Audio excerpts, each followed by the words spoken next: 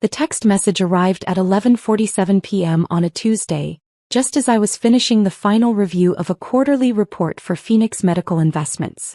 My phone buzzed against the mahogany desk in my corner office, the city lights twinkling through the floor-to-ceiling windows of my Manhattan penthouse. Emergency family meeting tomorrow 8 a.m. Mom's surgery is scheduled for Thursday. We need to raise $80,000 for the procedure. Obviously you're too poor to contribute anything meaningful, so don't worry about it. Just wanted to keep you informed. Derek. I stared at the message for a long moment, feeling the familiar sting of my older brother's casual cruelty. Derek had perfected the art of dismissing me while pretending to be considerate, a skill he'd developed over the past decade as I'd quietly built my medical investment empire. To my family, I was still Sophie, the youngest Rodriguez sibling who'd wasted her medical school acceptance to pursue some mysterious business venture they didn't understand. While Derek had become a successful cardiac surgeon and our sister Maria had built a thriving dental practice, I had apparently accomplished nothing worthy of their respect or financial expectations. If only they knew that the mysterious business venture had grown into a $3.8 billion medical technology and investment company that owned stakes in hospitals across 3 countries, including the very facility where my mother's surgery was scheduled. I typed back a simple response: "You're right, I can't help. Good luck with the fundraising." Derek's reply came immediately: "Figured as much. At least Maria and I can handle adult responsibilities."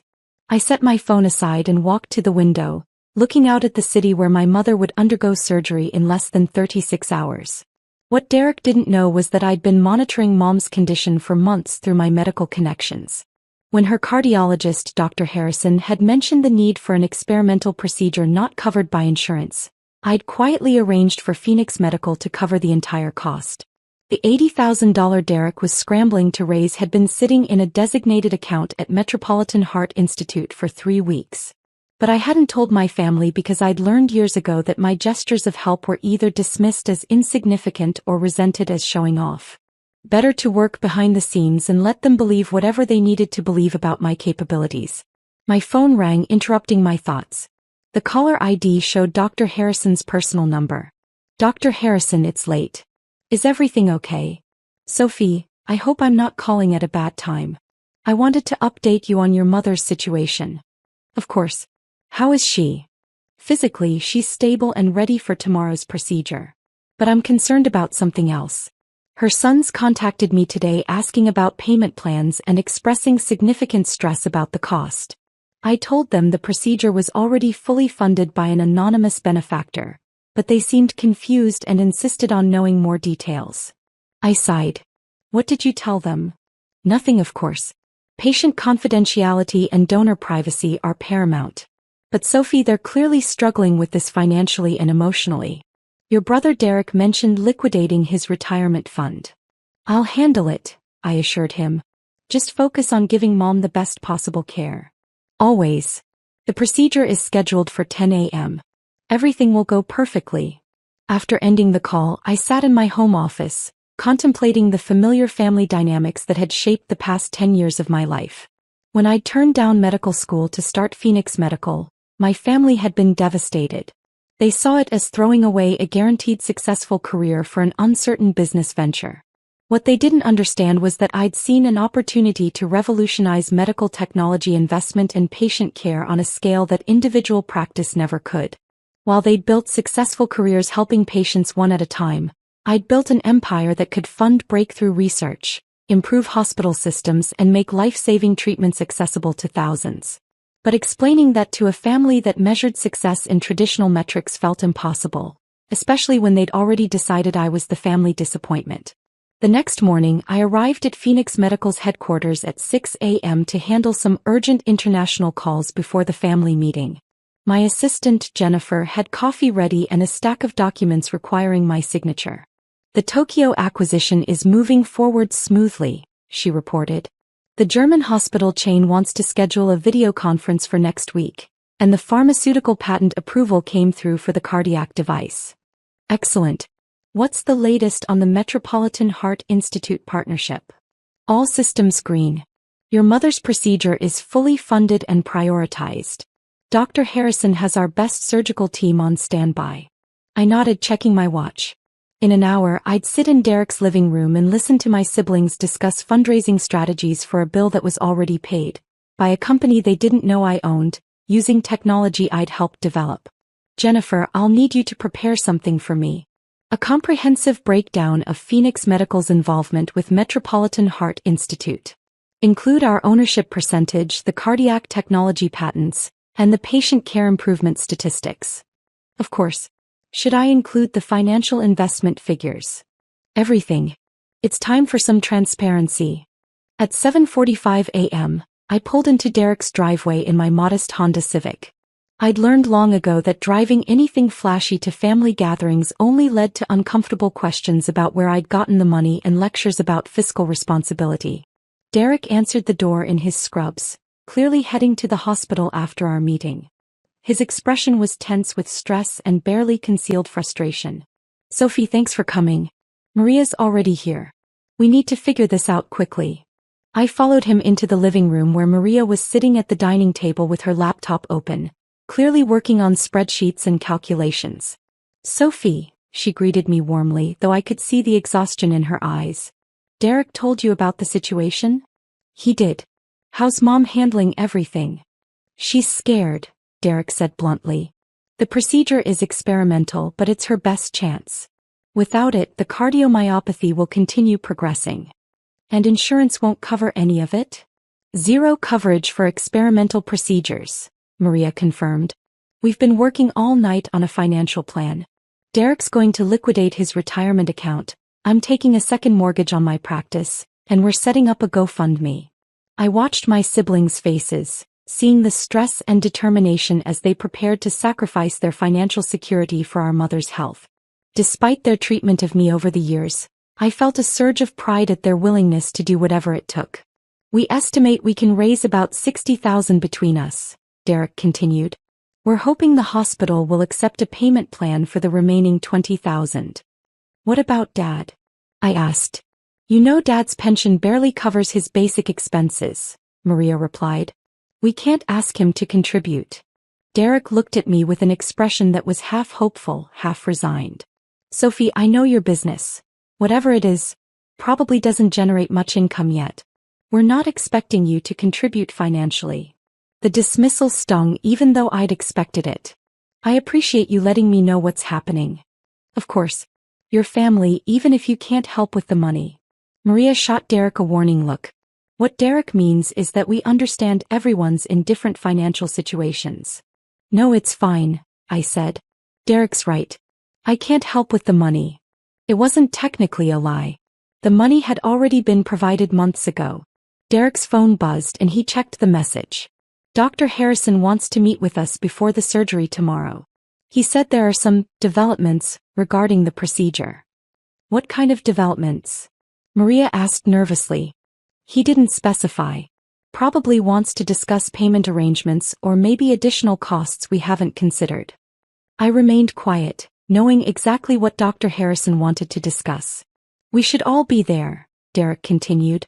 Sophie, can you make it to the hospital by 9 a.m.? I'll be there, I confirmed. The rest of the meeting was spent reviewing their financial plans and discussing logistics for Mom's care during recovery. I listened quietly, offering emotional support while my siblings carried the weight of what they believed was an impossible financial burden. As I prepared to leave, Maria walked me to the door. Sophie, I'm sorry about Derek's comment earlier. He's just stressed about the money. I understand. We all handle stress differently. For what it's worth, I think what you're doing with your business is brave. Even if we don't always understand it. Her words meant more than she knew. Thanks, Maria. That means a lot. That evening, I sat in my penthouse office, reviewing the final details of Mom's procedure. Dr. Harrison had sent me the complete surgical plan, including the experimental cardiac device that Phoenix Medical had helped develop and fund through 3 years of clinical trials. Tomorrow's surgery wasn't just about saving my mother's life. It was also about validating technology that could help thousands of other patients with similar conditions. The irony wasn't lost on me that my family saw my work as meaningless while I was literally funding the innovation that would save our mother. My phone rang at 8 p.m. It was Mom calling from her hospital room. Sophie, honey, how are you? I'm good, Mom. How are you feeling about tomorrow? Nervous but hopeful. Dr. Harrison says the procedure has excellent success rates in clinical trials. That's wonderful news. Derek and Maria have been so worried about the cost. They're planning to drain their savings to pay for this.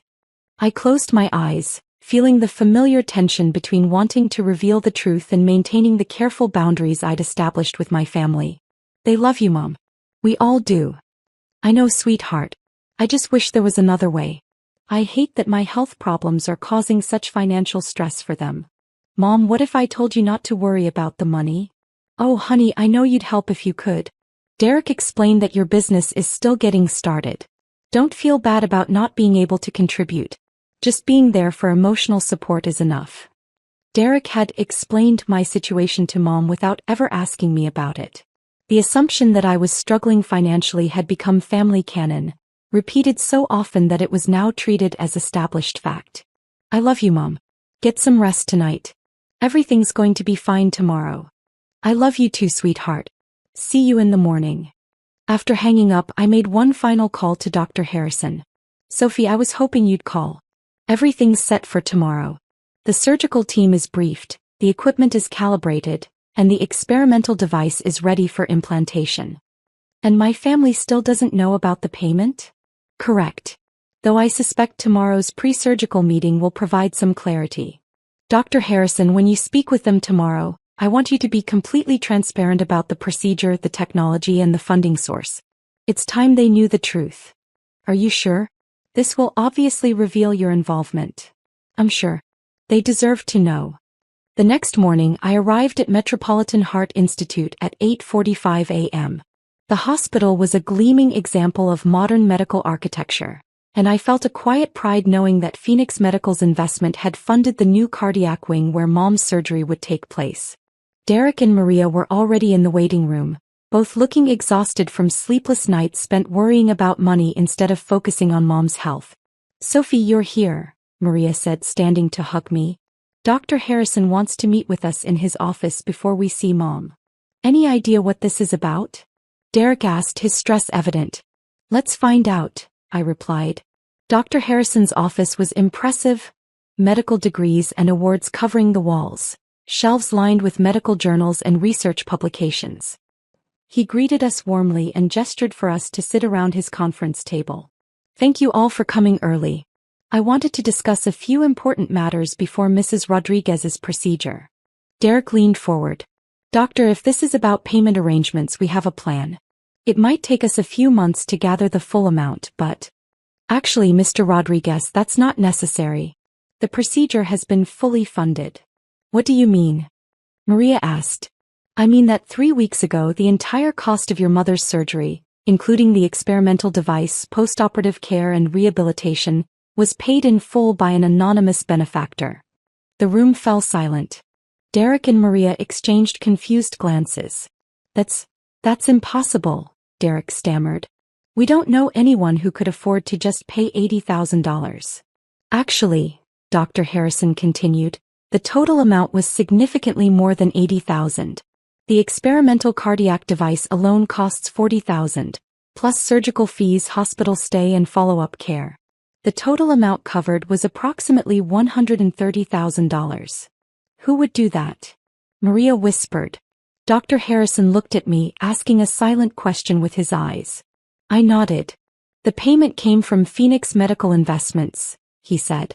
Perhaps Sophie can explain further. Derek and Maria turned to look at me, confusion evident on their faces. Sophie, what's Phoenix Medical Investments? Maria asked. I took a deep breath. It's my company. Your company? Derek repeated. What kind of company? Medical Technology Investment and Development. We fund research, develop new treatments, and acquire stakes in hospitals and medical facilities. I don't understand, Derek said. You said you couldn't help with the money. I said I couldn't help. The money was already there. I paid for Mom's surgery 3 weeks ago. The silence stretched for several long moments.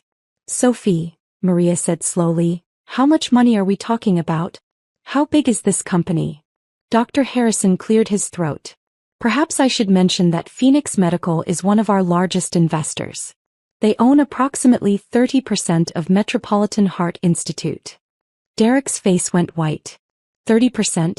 Sophie, that's a lot of money, I confirmed. Phoenix Medical manages about $3.8 billion in medical investments worldwide. Billion. Maria's voice was barely audible.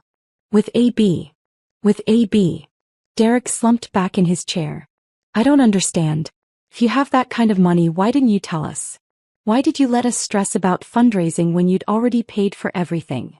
Because every time I've tried to help in the past, you've either dismissed it as insignificant or accused me of showing off. It was easier to help quietly. Sophie, Dr. Harrison interjected, there's something else your family should know. The experimental cardiac device your mother will receive today?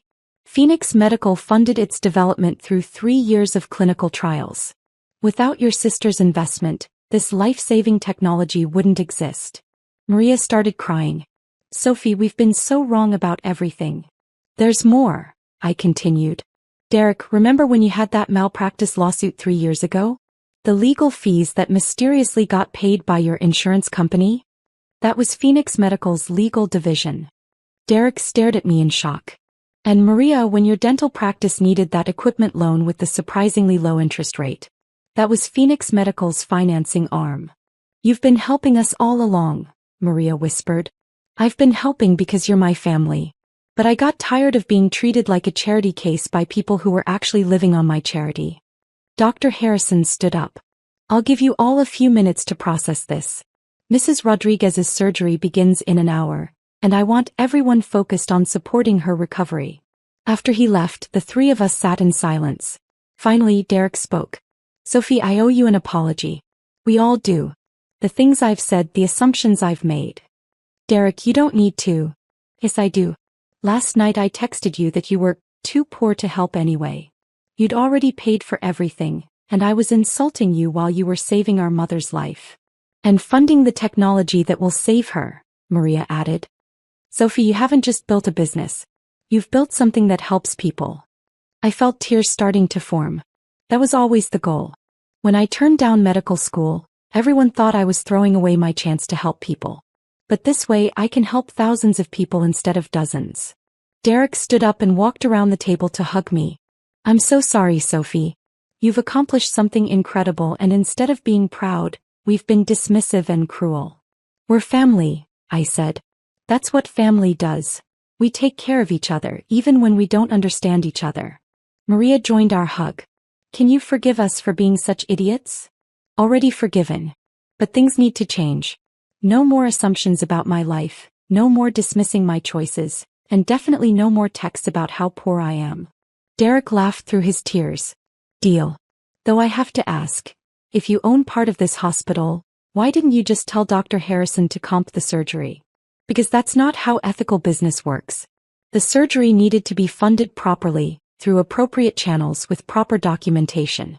Plus, the research data from Mom's procedure will help improve the device for future patients. So Mom's surgery is also contributing to medical research? Maria asked. Every procedure using experimental devices contributes to the database that helps refine the technology. Mom's recovery will literally help save other lives. An hour later, we sat in the surgical waiting room as Mom underwent her procedure. The conversation had shifted entirely from financial stress to hopeful anticipation, and for the first time in years, I felt genuinely connected to my siblings. Sophie, Derek said during a quiet moment, I need to ask about something. You mentioned that Phoenix Medical owns 30% of this hospital. Does that mean you're basically my boss? I laughed. Only if you want me to be. Our investment is passive. We provide funding and technology, but we don't interfere with medical decisions or personnel. Good, because having my little sister as my boss would be weird. Derek, I'm 34 years old. When are you going to stop calling me your little sister? Never. Though I might start calling you my little sister who could buy and sell this entire hospital. Maria looked up from her magazine. Speaking of which, can you explain how you went from turning down medical school to owning a multi-billion-dollar company? That's quite a leap. It started with my senior year research project on medical technology patents. I realized there was a huge gap between innovative research and practical implementation. Good ideas were dying in labs because there was no funding structure to bring them to market. So you created one? I started small. Used my college savings to buy a stake in a promising medical device patent. When that device got FDA approval and went to market, the return was substantial enough to fund the next investment. And you just kept building from there? For 10 years, yes. Each successful investment funded larger projects, bigger acquisitions, more comprehensive research initiatives. Derek shook his head in amazement. While I was learning to perform surgery, you were learning to fund the technology that makes surgery possible. Different approaches to the same goal, helping people live healthier lives. Dr. Harrison appeared in the waiting room, still in his surgical scrubs but smiling. The procedure was a complete success. Mrs. Rodriguez is stable, the device is functioning perfectly, and her prognosis is excellent. We all stood up, relief flooding through the room. When can we see her? Maria asked. She's in recovery now. You can visit in about an hour once she's fully awake. Dr. Harrison, I said, thank you for everything. Your surgical team, the technology, the care, it's all been exceptional. Sophie, it's been an honor to work with Phoenix Medical on this. The device performed exactly as our research predicted, and the surgical procedure went smoother than I could have hoped. After Dr. Harrison left, Derek turned to me with a serious expression. Sophie, I need to say something. What you've built isn't just impressive from a business standpoint. You've created something that literally saves lives. I'm proud to be your brother. I'm proud of both of you too. Derek, you perform miracles every day in the operating room. Maria, you've built a practice that makes people's lives better. We're all contributing in our own ways. But you're contributing on a scale we never imagined, Maria said. How many hospitals does Phoenix Medical work with? Directly? About 47 across North America and Europe. Indirectly, through technology licensing and research partnerships, probably closer to 200. That's incredible. My phone buzzed with a text from Jennifer. Tokyo acquisition completed successfully. German partnership signed. Patent approval for the new cardiac monitoring system received. Congratulations on your mother's successful surgery. I smiled and put my phone away. The business can wait. Today is about family. When we finally got to see Mom in recovery, she was awake and alert, though still groggy from anesthesia. Her face lit up when she saw us. How do you feel, Mom? I asked, taking her hand. Like I have a new heart, she said softly. Dr. Harrison said the device is working perfectly. It is, Derek confirmed, checking her monitors with professional expertise. Your cardiac output is already improved. Mom, Maria said, there's something we need to tell you about how this surgery was paid for. Over the next few minutes, we explained everything to Mom. My company, the payment, the technology development, and our family's long history of misunderstanding my career. Mom listened with increasing amazement, occasionally squeezing my hand. Sophie, honey, you saved my life, she said finally. The surgical team saved your life. I just provided the funding and technology. Don't minimize what you've done, Derek interjected. Without Phoenix Medical, this surgery wouldn't have been possible. Mom looked at each of us. I want to understand something. Sophie, when did you pay for this surgery? 3 weeks ago, as soon as Dr. Harrison mentioned the procedure. And Derek, when did you first tell Sophie about needing money? Derek looked sheepish. Last night. So Sophie paid for my surgery before any of us even knew we needed help? That's right, I confirmed. Mom started crying. My daughter has been taking care of our entire family, and we've been treating her like she needed our help. Mom, family takes care of family. That's just what we do. But we haven't been taking care of you, she said. We've been dismissing you and underestimating you for years. That's changing, Derek said firmly. Starting now. 3 days later, Mom was discharged with a perfect prognosis and instructions for a simple recovery routine. The experimental cardiac device was functioning flawlessly, and Dr. Harrison was already discussing publishing the surgical results in major medical journals. As we gathered for a family dinner at Mom's house, the first time in years that we'd all been together without underlying tension, Derek raised his glass for a toast. To Sophie, who built an empire while we thought she was struggling, who saved our mother while we thought she couldn't help, and who forgave us for being blind to her incredible achievements. To family, I replied. To understanding each other better and supporting each other's dreams, even when we don't immediately understand them. To second chances, Maria added. And to the technology that's going to give Mom many more years with us. To my brilliant children, Mom concluded, all of whom have found ways to heal the world. As we clinked glasses, I felt something I hadn't experienced in a decade. The satisfaction of being truly seen and valued by my family. The empire I'd built was impressive, but the relationships I was rebuilding were priceless. My phone buzzed with a message from Dr. Harrison. Sophie, preliminary results from your mother's surgery are exceeding all expectations. The device is performing flawlessly, and we'd like to discuss expanding the clinical trial program. Your mother's procedure may have just opened the door to helping thousands more patients. I smiled and put my phone away without reading the message to my family. There would be time for business later. Tonight was for celebrating the most important investment I'd ever made, the one in my family's health and our relationships with each other.